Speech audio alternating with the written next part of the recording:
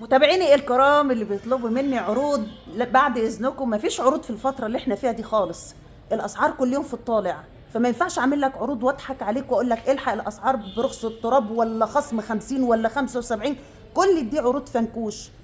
احنا بنتكلم بما يرضي الله. الاسعار كل يوم في زياده، مفيش اسعار مستقره. لو كان حضرتك حابب ان انت تشتري حاجه من جهاز بنتك، الحق اشتريها. هي حاجه ونفدت، حاجه وعدت وخلاص واتشالت. لكن لو مستني ان الاسعار تنزل، مش هتنزل، الاسعار بتزيد بس.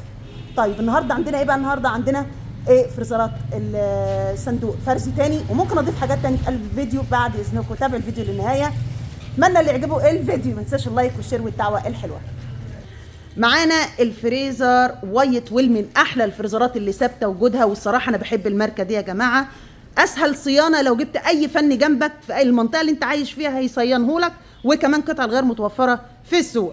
طبعا الفريزر ملوش دعوه بيه المطرحه الحديد، احسن حد يفتكر ان المطرحه الحديد تبع الايه الفريزر. الفريزر ده يا جماعه فرز تاني، ضمان الشركه سنه على السيريال نمبر. فرز تاني ليه؟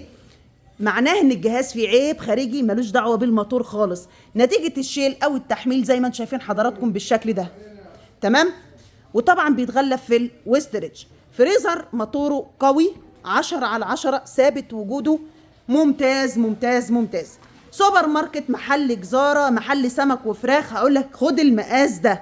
الناس اللي بتطلب مني فريزرات حجمها كبير 400 لتر، بلاش تشتري الحجم الكبير ده، واشتري 2 أو 3 من الحجم ده، على الاقل يبقى شغلك منظم لو انت صاحب محل.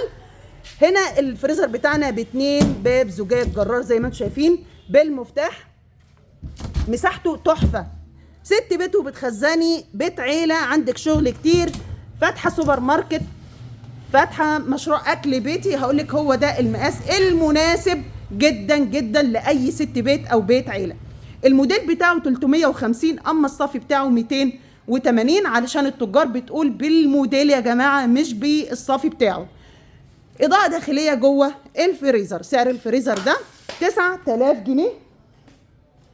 مليون مبروك على اللي هتاخده، وعندي شحن وتوصيل لاي مكان بمصاريف شحن. ممكن يكون البلاستيك بتاعه متقطع زي ما انتم شايفين، ده عادي، لان ده البلاستيك ده بيبقى موجود في الفرز الاول او الفرز الثاني. نيجي بقى لشغل افران الحشاش والاكسسوارات اللي بتطلع مع الفرن. بعد اذن حضراتكم، المطرحه الحديد دي بتبقى بسعر زياده مع اي فرن، غير السيخ اللي بينزل مع الفرن. اي فرن بينزل معاه سيخ ولاكور، لكن لو حضرتك عاوز سيخ، مطرحه، صاج الومنيوم، كل ده بسعر زياده على ثمن الفرن. ده الشغل اللي طالع مع شركه شحن يا جماعه. اي اوردر بيطلع مع شركه شحن انا باخد عليه عربون لجديه التنفيذ، اما باقي الاوردر لما حضرتك بتستلمه من شركه الشحن بتدفع ثمنه. يعني الاوردر ده ان شاء الله رايح عدي سوهاج، وفيه باقي الاوردرات اهي. بغلف الشغل ستريتش فوق التغليف علشان يعني يستحمل الشحن وكده. دي افران 4 مفتاح، والسعر 4.5. هوريكم الشغل من بره عشان بس يبقى واضح قدام حضراتكم. ان شاء الله الشغل ده رايح الغربيه، وده رايح البحر الاحمر ان شاء الله، وده رايح المنيا عند ام احمد شعبان. مليون مبروك يا غاليه، وعلى كل متابعيني الكرام اللي اخدوا مني فرن الحشاش الاصلي الاصلي الاصلي بالعلامه المائيه بالسيريال نمبر. موجود عندي 4 مقاسات. اصغر واحد عندي ده المقاس ده، اصغر واحد دلوقتي من فرن الحشاش هو ده، اللي هو بنحط فيه البلكونه او بنحط في مطبخ صغير. مقاسه 55 في 75 بالظبط، 55 في 72، والسعر 3300 جنيه. دي العلامه المائيه يا جماعه، والسيريال نمبر اللي في ظهر الفرن اللي دايما اقول عليه. يا جماعه السيريال نمبر اهو. الحشاش الاصلي الاصلي الاصلي المطلي مينا حراري، حاجه كده رزعه. الفرن رزعه، تقيل ومحمل. الناس اللي بتطلب مني الفرن انها تشحنه بره مصر، عايز اقول لكم وزنه يجي 40 كيلو. خلاص نخلي بالنا. الافران دي بتشتغل بالانبوبه على اللاكور. اللاكور اهو.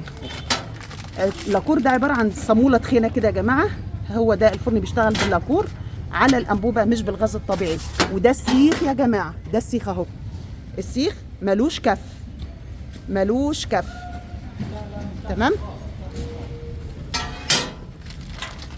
بسعر 3300 جنيه. سمك البلاطه اهو. سامحوني بقى ان انا بحاول اجاوب على الاسئله اللي انتوا بتسالوها لي في الكومنتات. ممتاز، تعملي فيه كل حاجتك، شعلتين على الجوانب وشعله تحت البلاطه.